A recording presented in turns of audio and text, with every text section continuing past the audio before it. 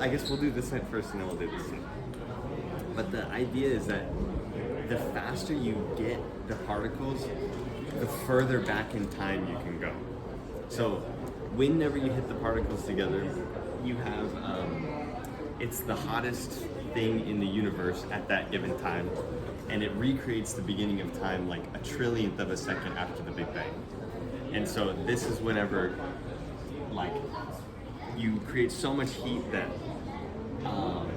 the particles can then cool back down into anything randomly. So like if you smash two protons together, but it can cool and make a Higgs, or it can cool and make a top or a bottom quark, or an up quark, a down quark, or different. So you cool like all of this is in liquid helium normally. And yeah, so it's the coldest thing in the universe.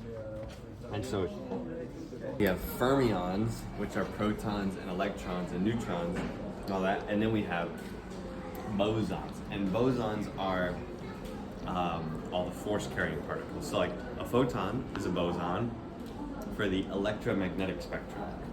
So like anytime you have a magnet or a raw data event, as it's called, and then we have to analyze it with computation and statistical analysis to be able to say whether you're actually measuring the Higgs or not. So what we do is like there's computers in Spain, US, France or something that say like, I want to contribute to the actual computation that's done. And so what you have that's been done is you connect what's called the grid together, and based on what processes are available, people request computation to be done, and then there's a smart batching system that processes the jobs to different things. But then the data that you're actually working on is stored on tape.